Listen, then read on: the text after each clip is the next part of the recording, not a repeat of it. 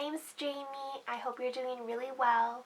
Welcome to the first video for my horror channel. Since this is my first and we probably don't know each other, I'm just going to give you a little bit of background about me, where I'm coming from. So my background is in communications and multimedia. I also minored in gender studies during my undergrad, so that's kind of the perspective I'm bringing to the table, if you will. I'm a really big fan of the horror genre, obviously. And yeah, I am not a film critic. I am not trying to be a film critic. I am not trying to pretend that I'm a film critic. I really, really, really want this space to feel like a safe place where we can kind of explore the horror genre together and kind of talk about things and talk about our thoughts. I really hope that this kind of ends up feeling a bit like when you have gone to see a movie with your friend or your significant other and you're kind of talking about it in the car afterwards. That's kind of the vibe I'm hoping for, more than, it feels like I'm just yelling at you about a movie and trying to over-explain it to you, and it's not fun, With that said, let's move on. We're going to talk about Saint Maud today. So, a brief overview. Saint Maud is the 2021 debut film from Rose Glass. I love women in horror. It stars Mordeth, I think that's how you say her name, Clark as Maud, a newly devout hospice nurse who becomes obsessed with saving her dying patient's soul, but sinister forces and her own sinful past threaten to put an end to her holy calling. It is rated R for disturbing and violent content, sexual content, and language. Sometimes I think that the idea of something being a horror film turns people away, especially if they're not already horror fans. And you miss out on movies like this that are actually really, really beautiful and really artistically done.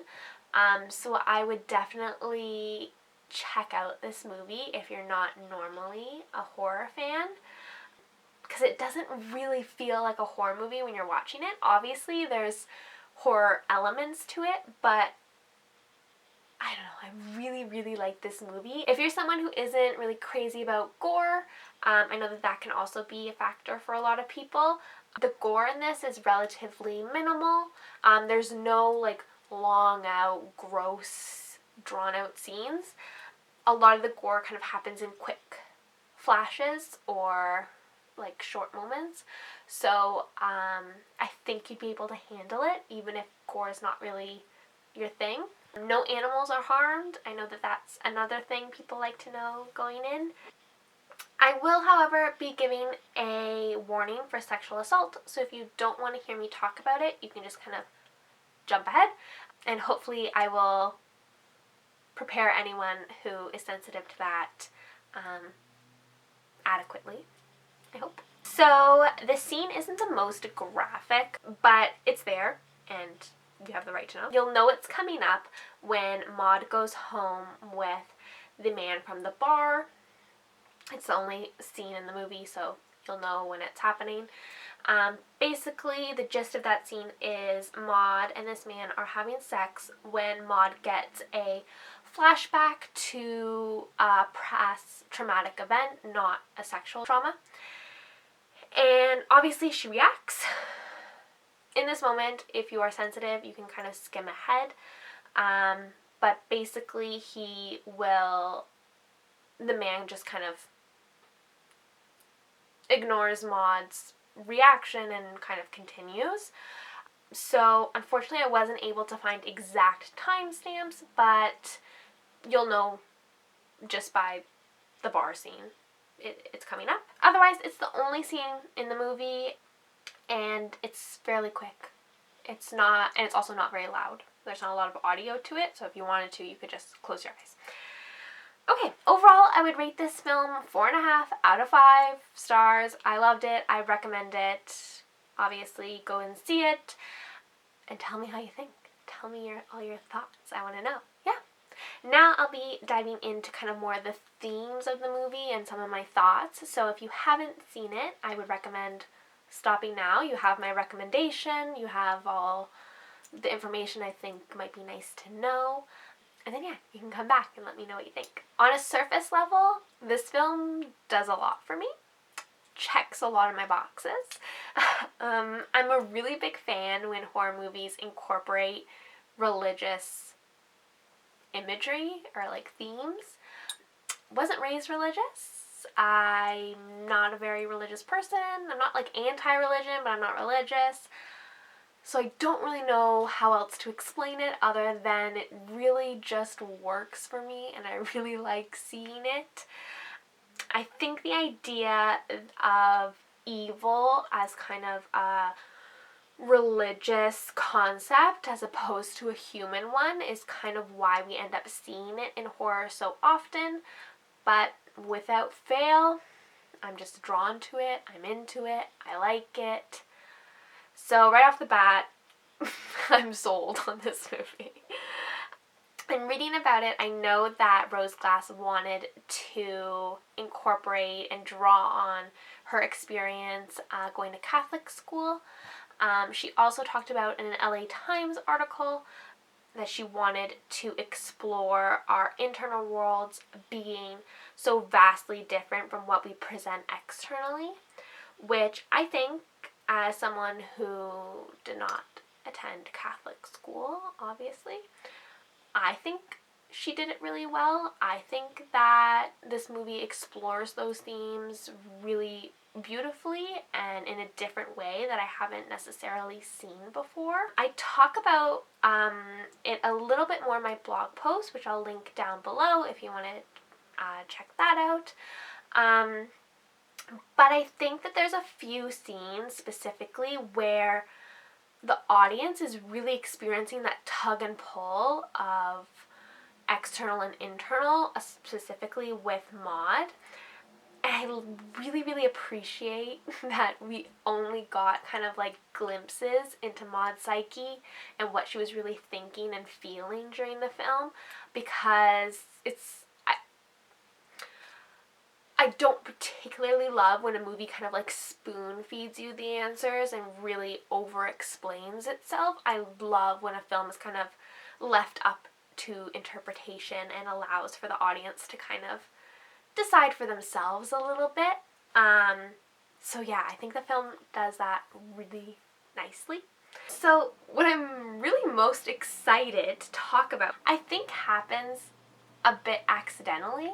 Like obviously I don't think it was the intention of the film, which I think makes it maybe a bit more interesting.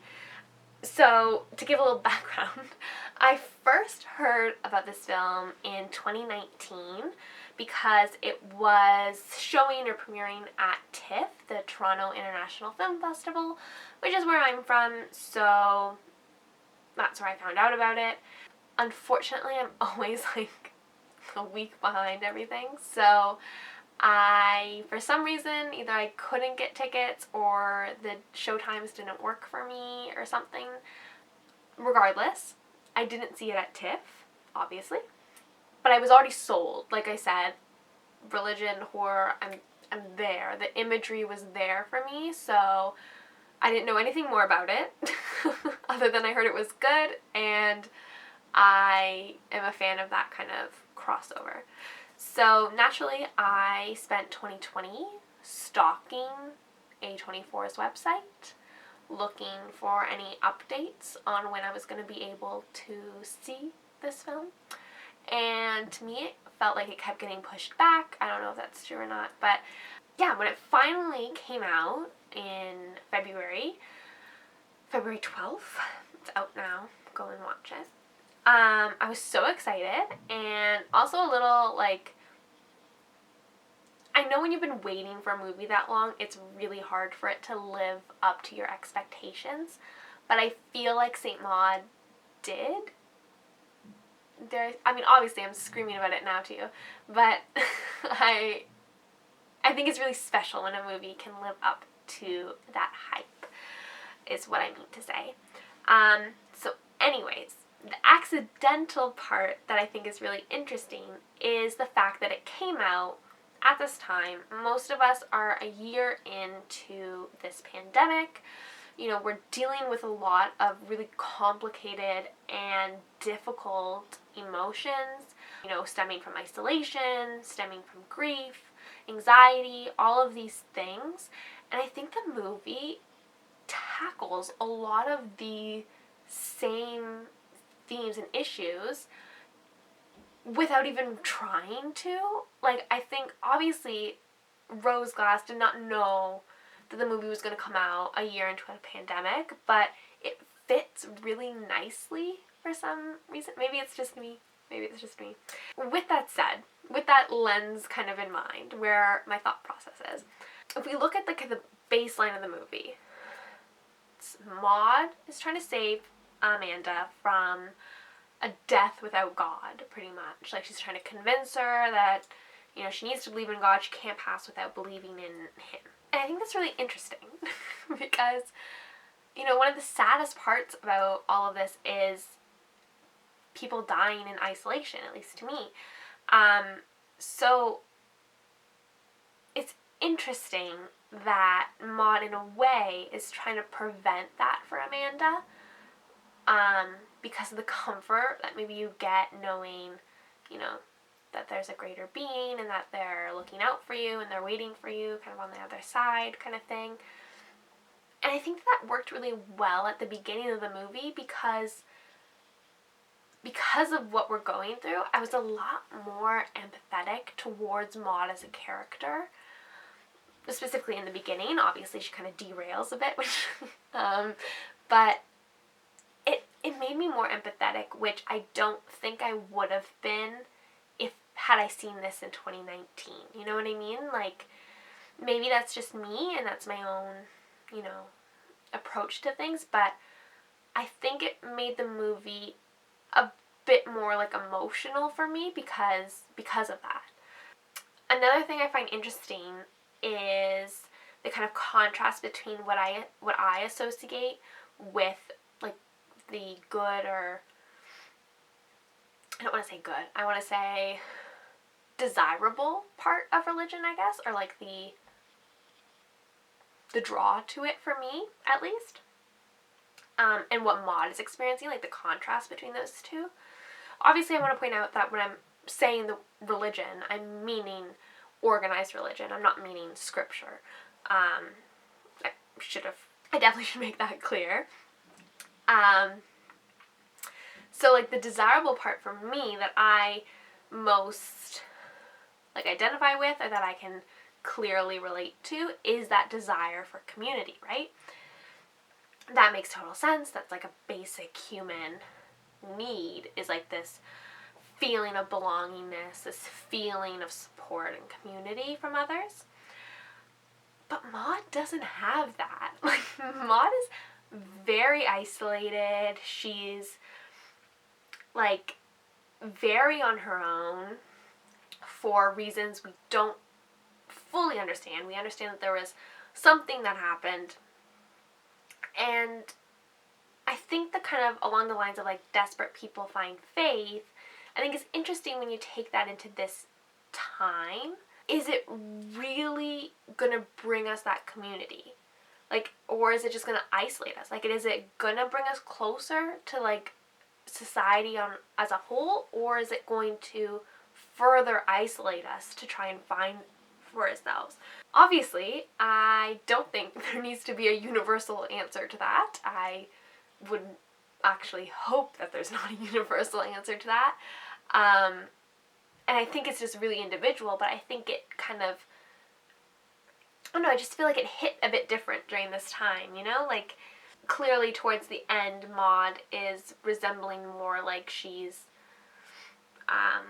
following something kind of evil, perhaps like the devil. I think, okay, can someone confirm for me, in the book that she was looking at, that Amanda gave her, the photo that she kind of, like, fixates on is Lucifer, correct?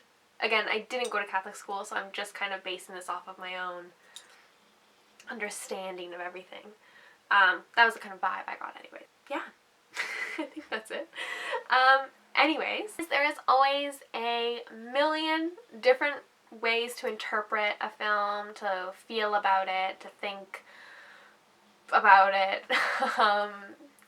And yeah, I don't think there is anything that's wrong or right or anything. Obviously, my opinion is just my thoughts. It's not gospel, so to speak. Yeah, you don't have to agree with me. You don't have to disagree with me. You don't have to think anything.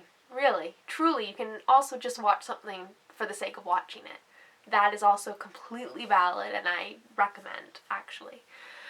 Yeah, and I also think it's interesting when you watch films more than once, when you hear other people's opinions. I think it can, changing your mind on a film or looking at it different ways is also really cool and something that I enjoy. So watch it for the first time, watch it for the second time. Let me know how the experiences differ from each other. I'd love to know.